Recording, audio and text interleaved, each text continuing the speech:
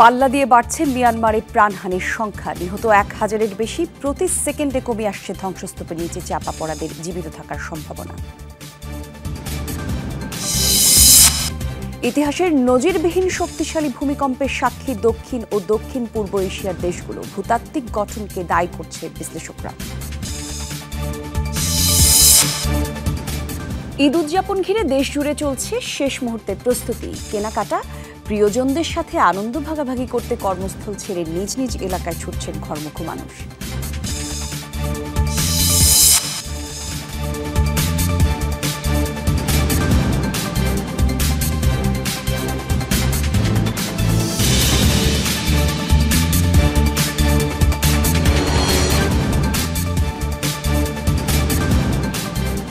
আমন্ত্রণ যেমন আইডিসকে শিরোনাম দেখছিলেন, বিস্তারিত জানাবো, সাথে আছেন জানাবো।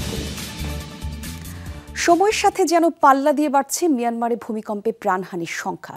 এখন পর্যন্ত নিহতের সংখ্যা 1000 ছাড়িয়েছে বলে জানিয়েছে জান্তা সরকার। আহত অন্তত 3000 মানুষ। ভূমিকম্পে সবচেয়ে বেশি ক্ষতিগ্রস্ত হয়েছে মান্দালায় শহর। প্রতি সেকেন্ডে কমে আসছে ধ্বংসস্তূপের নিচে চাপা পড়াদের জীবিত থাকার সম্ভাবনা। প্রয়োজনীয় সরঞ্জামের অভাবে খালি হাতেই চলছে উদ্ধার তৎপরতা। এদিকে থাইল্যান্ডেও 10 জনের মরদেহ উদ্ধার করা হয়েছে। চোখের সামনে এভাবেই ধসে পড়ছে একের পর এক বহুতল ভবন। মাথা গোঁজা ঠাঁই এভাবে হারিয়ে যেতে দেখে শুধু আর্তনাদি করতে পারেন মিয়ানমারের বাসিন্দারা। ভূমিকম্পের ধাক্কায় ক্ষতিগ্রস্ত হয়েছে বহু প্যাগোডা। আফটার শকে ধসে পড়ছে সেগুলো। দেশটিতে সবচেয়ে বেশি ক্ষতিগ্রস্ত হয়েছে মান্দালা শহর। আন্তর্জাতিক বিভিন্ন গণমাধ্যম বলছে অঞ্চলটির বেশিরভাগ অবকাঠামোই ধসে পড়েছে। জান্তা সরকারের নানা কড়াকড়ি আর নিষেধাজ্ঞার কারণে হতাহত এবং ক্ষয়ক্ষতির প্রকৃত সংখ্যা জানা সম্ভব হচ্ছে না। প্রতি সেকেন্ডে কমে আসছে বিধ্বস্ত ভবনের ইট কংক্রিটের নিচে চাপা পড়াদের জীবিত থাকার সম্ভাবনা। ভূমিকম্পের সময় আমি স্কুলে ক্লাস নিচ্ছিলাম। মনে হলো পুরো দুনিয়াটা কাঁপছিল। সবাই ভয়ে টেবিলের নিচে আশ্রয় নেয়। জীবনে এতটা ভয় আগে কখনো পাইনি। এখনো আমার পরিবারের সদস্যরা ট্রমার মধ্যে আছে। প্রয়োজনীয় সরঞ্জামের অভাবে খালি হাতেই উদ্ধার তৎপরতা চালাচ্ছেন জরুরি বিভাগের সদস্যরা। এই অবস্থায় ভয়াবহ এই পরিস্থিতি সামাল দিতে আন্তর্জাতিক সহায়তা কামনা করেছে দেশটির জান্তা সরকার। প্রাণহানির সংখ্যা ধারণার চেয়ে অনেক বেশি। নিহতের সংখ্যা আরও বাড়বে এমন সংখ্যা আমাদের। এই অবস্থায় উদ্ধার তৎপরতা চালানোর জন্য বিশ্ববাসীর কাছে সহায়তা কামনা করছি। অন্যদিকে থাইল্যান্ডের সবচেয়ে বেশি ক্ষয়ক্ষতি হয়েছে রাজধানী ব্যাংককে। ধ্বংসস্তূপের নিচে এখনও চাপা পড়ে আছেন অনেকে। উদ্ধার কাজে ব্যবহৃত হচ্ছে অত্যাধুনিক প্রযুক্তি এবং প্রশিক্ষণপ্রাপ্ত কুকুর। শুক্রবার 7.7 মাত্রার ভূমিকম্প অনুভূত হয় মিয়ানমারে। এরপর অনুভূত হয় 6.4 মাত্রার আরও একটি আফটার শক। থাইল্যান্ড ছাড়াও দক্ষিণ পশ্চিম চীন, ভারত, ভিয়েতনাম, লাওস, কম্বোডিয়া ও বাংলাদেশেও কম্পন অনুভূত হয়। মীর মুশফিকা হাসান, যমুনা নিউজ। কূটনৈতিক সম্পর্কের বাধা নিষেধাজ্ঞা কড়াকড়ি উপেক্ষা করেই মিয়ানমারকে সহায়তা এগিয়ে আসছে বিভিন্ন দেশ। বিদেশি সহায়তা হ্রাস করা সত্ত্বেও নেপিদোকে সহায়তার ঘোষণা দিয়েছে ওয়াশিংটন। দেশটিতে ইতিমধ্যে পৌঁছে গেছে ভারত, চীন এবং রাশিয়ার সহায়তার ত্রাণ সামগ্রী এবং উদ্ধার কর্মী পাঠিয়েছে তারা। এমন সংকটময় মুহূর্তে মিয়ানমারের পাশে দাঁড়ানোর ঘোষণা দিয়েছে জাতিসংঘ। ভয়াবহ ভূমিকম্পের পর রীতিমতো ধ্বংসস্তূপে পরিণত হয়েছে মিয়ানমারের মান্দালয়। একই চিত্র আশেপাশের বেশ কয়েকটি রাজ্যেও। দেশটির ভয়াবহ রূপ দেখে স্তম্ভিত সারা বিশ্ব। সকল বাধা বিপত্তি ভুলে এমন বিপদে মিয়ানমারের পাশে দাঁড়াচ্ছে বিশ্বের বিভিন্ন দেশ। উদ্ধার কার্যক্রম পরিচালনা ও ক্ষতিগ্রস্ত অঞ্চলের পুনর্গঠনে সহায়তা করতে জাতিসংঘ প্রাথমিকভাবে $5 মিলিয়ন বরাদ্দ করেছে।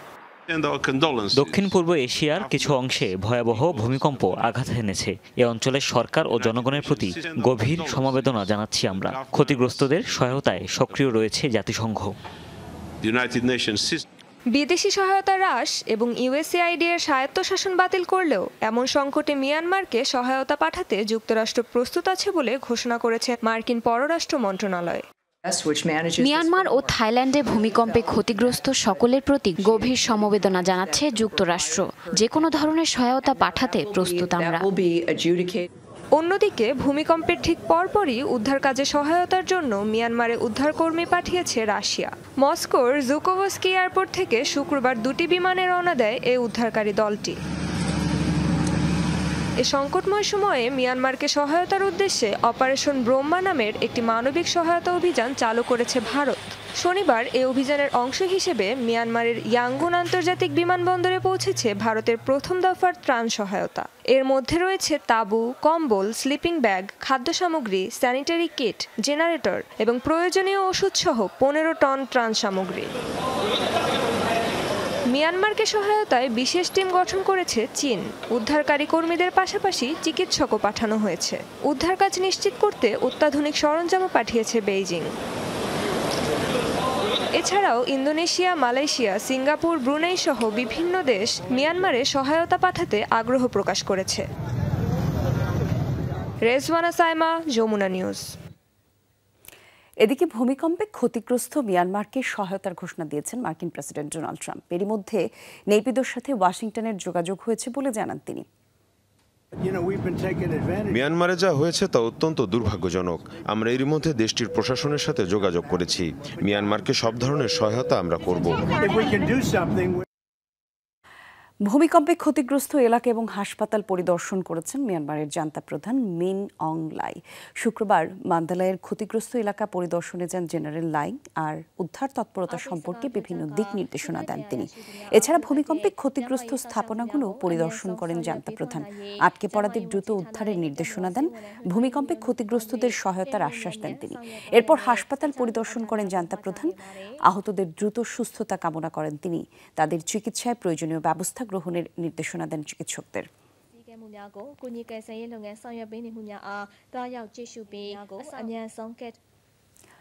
কারো অপেক্ষা মেয়ের জন্য, কারো বা সহকর্মীর। ভূমিকম্পে ব্যাংককের নির্মাণাধীন বহুতল ভবনের ধ্বংসস্তূপের সামনে ভিড় করেছেন নিখোঁজ শ্রমিকদের স্বজনরা। উৎকণ্ঠায় চোখের জলে কাটছে তাদের প্রতিটি মুহূর্ত। প্রার্থনা করছেন প্রিয়জনকে ফিরে পেতে। আর ভবন ধসে এখনও নিখোঁজ মেলেনি অন্তত 100 শ্রমিকের। উদ্ধারকর্মীদের সংখ্যা বাড়তে পারে প্রাণহানির সংখ্যাও। শুক্রবার এভাবেই তাসের ঘরের মতো ভেঙে পড়ে ব্যাংককের নির্মাণাধীন 30 তলার এই সরকারি ভবনটি। ভূমিকম্পের আকস্মিকতায় দিকবিদিক ছোটাছুটি শুরু করেন শ্রমিকরা। অন্তত 100 শ্রমিক ধ্বংসস্তূপের নিচে চাপা পড়েন বলে শঙ্কা উদ্ধারকর্মীদের।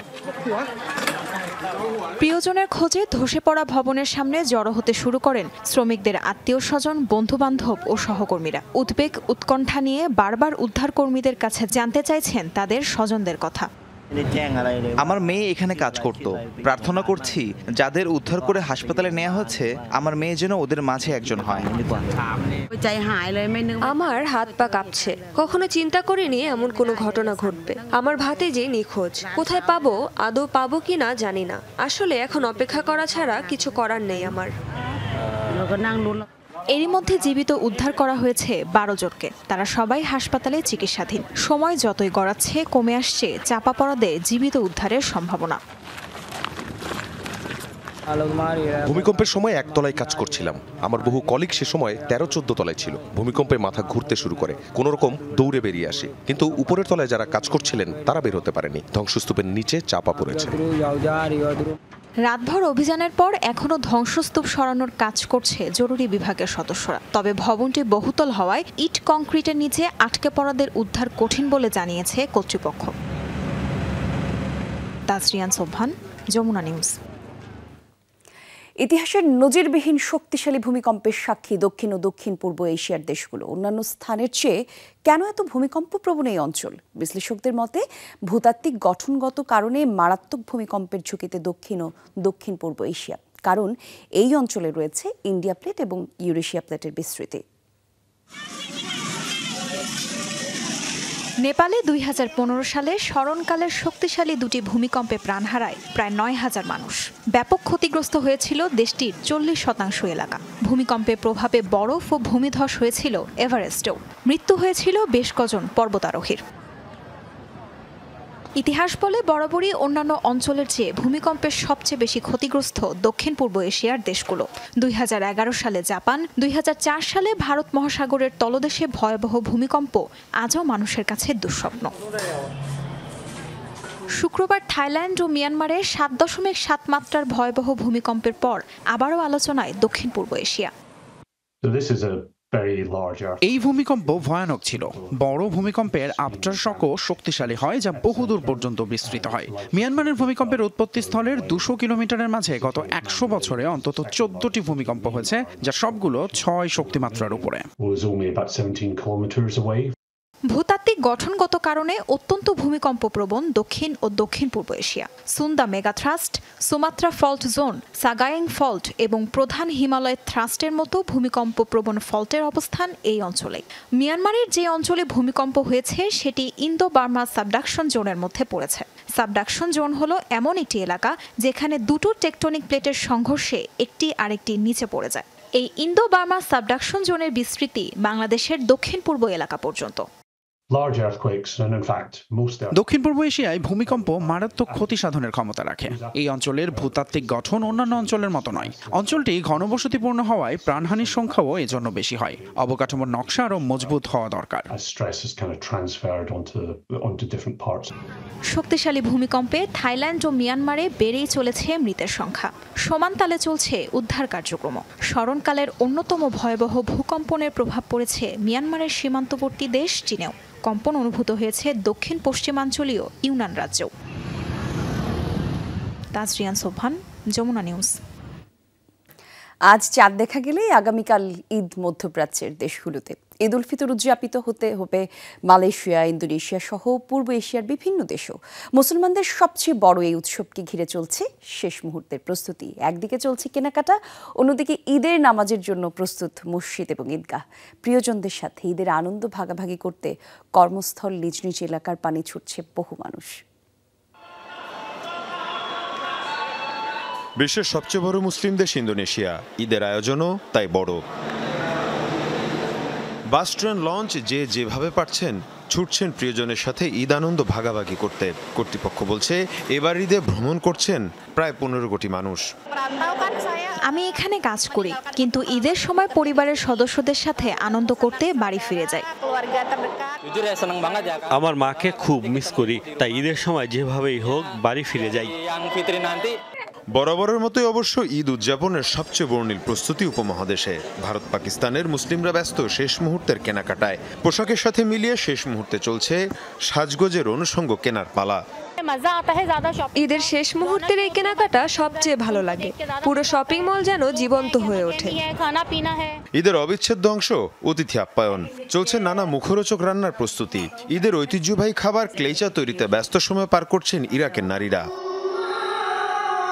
এদিকে ঈদের জামাতের জন্য প্রস্তুত মসজিদ এবং ঈদগাহগুলো। মীর মুশফিকা হাসান, যমুনা নিউজ। হিজবুল্লাহ ইসরায়েলের যুদ্ধবিরতি কার্যকরের পর প্রথমবারের মতো লেবাননের রাজধানী বৈরুতে ভয়াবহ বিমান হামলা চালিয়েছে তেল আবিব। শুক্রবার বৈরুতের দক্ষিণাঞ্চলে দাহিয়ে এলাকা থেকে বাসিন্দাদের দ্রুত সরে যাওয়ার নির্দেশ দেয় ইসরায়েল। এর কিছু সময়ের মাঝে আবাসিক এবং বাণিজ্যিক শহরটিতে বিমান থেকে ফেলা হয় বোমা। বিস্ফোরণে আতঙ্কিত হয়ে ছোটাছুটি করতে থাকেন বাসিন্দারা। ব্যাপক ক্ষতিগ্রস্ত শহরের বহু স্থাপনা। দাহিয়ে এলাকায় হিজবুল্লাহর ড্রোন সংরক্ষণ কেন্দ্রকে লক্ষ্য করে হামলা চালানো হয়েছে বলে দাবি করেছে তেল আবিব। ইসরায়েলের উত্তরাঞ্চলে গোষ্ঠীটির রকেট হামলায় জবাব দেয়াই হামলার উদ্দেশ্য বলে জানায় তারা। তবে ইসরায়েলের রকেট হামলার বিষয়টি স্বীকার করেনি হিজবুল্লাহ।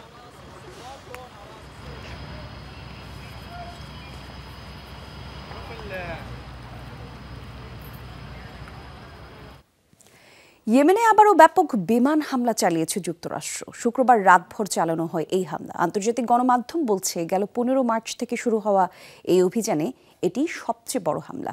এতে নিহত হয়েছেন অন্তত একজন। হামলায় ক্ষয়ক্ষতির পরিমাণ ও হতাহতের মোট সংখ্যা এখনও জানা যায়নি।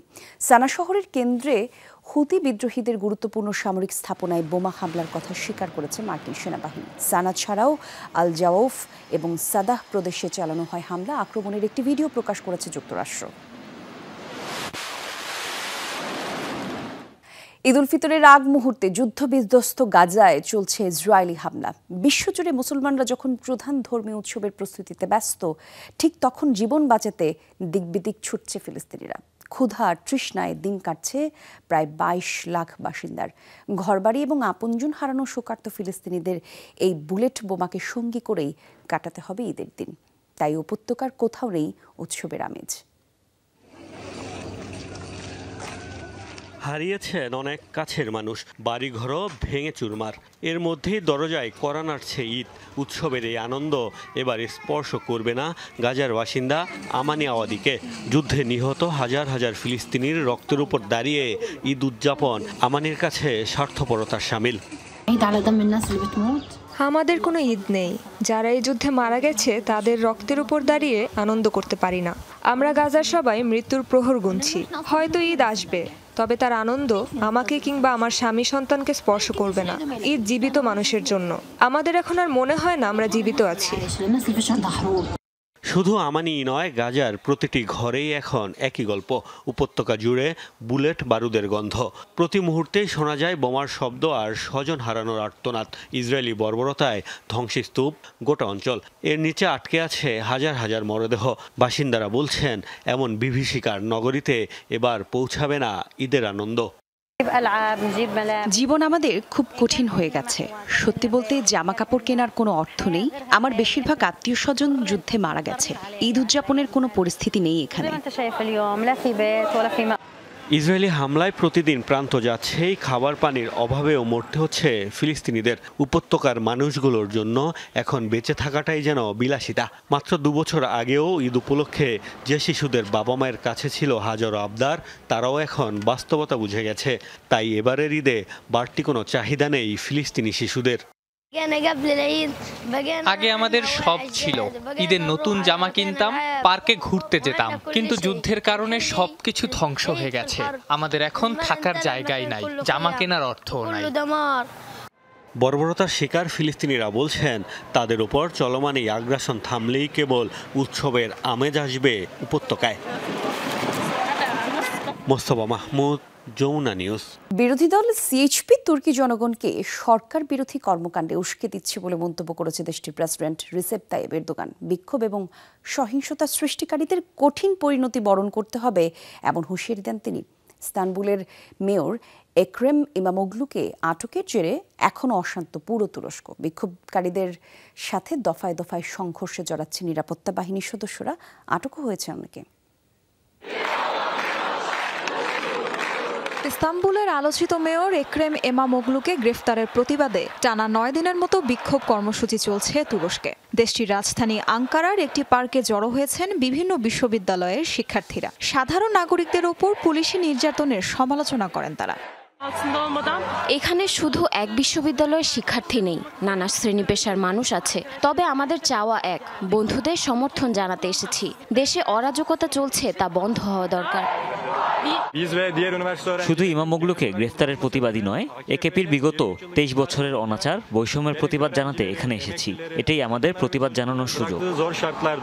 পুলিশের সাথে দফায় দফায় সংঘর্ষে জড়াচ্ছে বিক্ষোভকারীরা। আন্দোলনকারীদের ছত্রভঙ্গ করতে লাঠিচার্জ, টিয়ার শেল, জলকামান ব্যবহার করছে পুলিশ। আটক করা হয়েছে অনেককে। এদিকে সব ধরনের চেষ্টা করেও আন্দোলনকারীদের দমাতে পারছে না এরদোগান প্রশাসন। এমন পরিস্থিতিতে বিরোধী দলের বিরুদ্ধে জনগণকে বিভ্রান্ত করার অভিযোগ তুলেছেন তিনি। সেই সাথে দিয়েছেন দেশের নিরাপত্তা বিঘ্নিত হলে সর্বোচ্চ কঠোর হওয়ার হুঁশিয়ারি। বিরোধী দল দুর্নীতি, চুরি ডাকাতি, ধামাচাপা দিতে যা নয় তা করেই চলেছে। ন্যায় বিচার খোঁজার অজুহাতে তারা উস্কানিমূলক কর্মকাণ্ডে জড়িয়েছে, যেসবের সাথে আইন, গণতন্ত্রের কোনো সম্পর্ক নেই। স্পষ্ট ভাষায় বলছি, সহিংসতা ছড়ালে বিন্দুমাত্র ছাড় দেওয়া হবে না। কঠিন থেকে কঠিনতম পদক্ষেপ নেবে নিরাপত্তা কর্মীরা। গেল সপ্তাহে দুর্নীতি ও সন্ত্রাসী কর্মকাণ্ডে সংশ্লিষ্টতার অভিযোগে গ্রেফতার করা হয় ইস্তানবুলের মেয়র এক্রেম ইমামোগলুকে। এরপর থেকেই বিক্ষোভে উত্তাল তুরস্ক। তাজরিয়ান সোবহান, যমুনা নিউজ। মুসলিম স্থাপত্যশৈলীর এক অনন্য নিদর্শন ইয়েমেনের দ্য গ্র্যান্ড মসজিদ। ধর্মীয় এবং ঐতিহাসিক গুরুত্বের পাশাপাশি ইসলামী শিক্ষার প্রাণকেন্দ্র হিসেবেও ব্যাপক সুনাম রয়েছে এই মসজিদটির। প্রতি রমজান মাসেই পাল্টে যায় প্রায় ১৫০০ বছর পুরনো মসজিদের আবহ। এই মসজিদ দেখতে ভিড় জমায় হাজারো পর্যটক। ইয়েমেনের রাজধানী সানার সৌন্দর্য দ্য গ্র্যান্ড মসজিদ।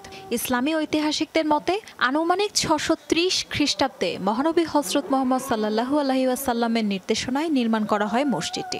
যুগ যুগ ধরে যার অনন্য নির্মাণ শৈলী বিস্মিত করে রেখেছে গোটা মুসলিম বিশ্বকে। শুধু নামাজের স্থান হিসেবে নয়, পবিত্র রমজান মাসে ইসলামী শিক্ষার কেন্দ্রবিন্দুতে পরিণত হয় সানার গ্র্যান্ড মসজিদ। বড় মাপের আলেমদের খুতবা শুনতে মসজিদে নামে ইয়েমেন সহ বিশ্বের বিভিন্ন প্রান্তের মুসল্লিদের ঢল। কঠিন বাস্তবতায় মানুষ যখন ক্লান্ত হয়ে পড়ে, দুশ্চিন্তায় মুসল্লিদের মন যখন ভারী হয়ে আসে, তখন তারা গ্র্যান্ড মসজিদের শরণাপন্ন হয়। আল্লাহর ঘরে যে অদ্ভুত প্রশান্তি তারা পায়, এতে সমস্ত মানসিক যন্ত্রণার অবসান ঘটে। সুন্দর স্থাপত্য ও দীর্ঘ ইতিহাসের জন্য বিখ্যাত গ্র্যান্ড মসজিদ। ৬,৬০৭ বর্গমিটার আয়তনের মসজিদের পশ্চিম ও পূর্ব পাশে রয়েছে সুউচ্চ দুটি মিনার। ইট ও পাথরে নির্মিত মসজিদে পাওয়া যায় ফাতেমীয়, আব্বাসীয়, জাফারি ও উমাইয়া যুগের ফুলেল নকশা, যা এর নির্মাণ কাজে বিভিন্ন ইসলামী সংস্কৃতির প্রভাবকে তুলে ধরে। প্রতি বছর হাজার হাজার শিক্ষার্থী গ্র্যান্ড মসজিদ থেকে কোরআন শিক্ষা, তাফসির কিরাত, এমনকি জ্যোতির্বিদ্যা এবং গণিতের মতো বিষয়ে স্নাতক সম্পন্ন করে। মসজিদটি 3 ভাগে ভাগ করা। সামনের অংশ বিশাল উঠান এবং পেছনের অংশ। এই মসজিদের লাইব্রেরি হলো বিপুল জ্ঞানের ভান্ডার, যেখানে বিজ্ঞান থেকে শুরু করে বুদ্ধিবৃত্তিক নানা বিষয়ের বই রয়েছে। মানবিক বিষয়ে কেউ জ্ঞান আহরণ করতে চাইলে সেসব বইও এখানে পাবেন মুসল্লিরা। প্রাকৃতিক দুর্যোগ সহ বিভিন্ন চড়াই উতরাই পার করেছে ইয়েমেনের গ্র্যান্ড মসজিদ। নিপুণ স্থাপত্যশৈলী এবং ইসলামিক শিক্ষার গুরুত্বপূর্ণ স্থান হিসেবে পেয়েছে ইউনেস্কো ওয়ার্ল্ড হেরিটেজ সাইটের স্বীকৃতি। তাজরিয়ান সোবহান, যমুনা নিউজ।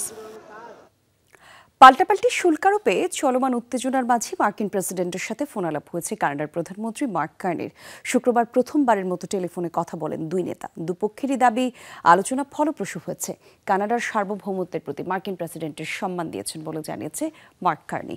অর্থনৈতিক এবং নিরাপত্তা জোরদারের নতুন করে যুক্তরাষ্ট্রের সাথে আলোচনা হবে বলেও জানান কানাডার প্রধানমন্ত্রী। আগামী 28 এপ্রিল অটোয়ায় নির্বাচন অনুষ্ঠিত হওয়ার পর এই বৈঠকের কথা নিশ্চিত করেছেন ট্রাম্পও।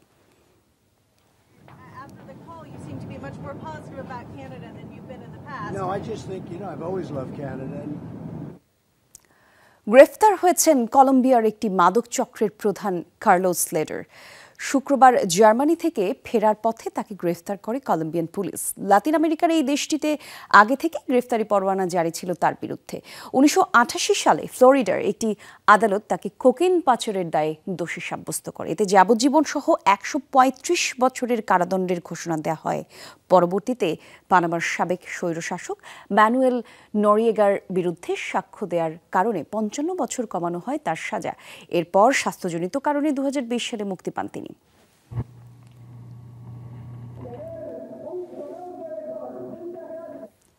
আকস্মিক বন্যায় বিপর্যস্ত যুক্তরাষ্ট্র এবং মেক্সিকো সীমান্ত এলাকার জনজীবন। বৃহস্পতি এবং শুক্রবার ভারী ঝড় এবং বৃষ্টিপাতের ফলে সৃষ্ট হয় বন্যার।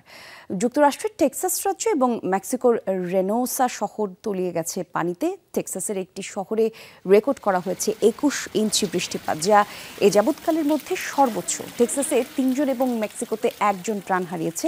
টানা বৃষ্টিতে তলিয়ে যায় শহরগুলোর রাস্তাঘাট, ঘরবাড়ি এবং সংযোগ সেতু, বন্ধ ব্যবসা প্রতিষ্ঠানও। প্রাণ বাঁচাতে রাস্তায় গাড়ি ফেলে চলে গেছে যাত্রীরা। পানিবন্দী বহু মানুষ, আটকে পড়াদের উদ্ধারে কাজ করছে জরুরি বিভাগ। টেক্সাসে বন্ধ করে দেওয়া হয়েছে একটি বিমানবন্দর। প্রাণহানি এড়াতে রেনোসা শহরে নিরাপদ স্থানে সরিয়ে নেওয়া হয়েছে কমপক্ষে 200 বাসিন্দাকে।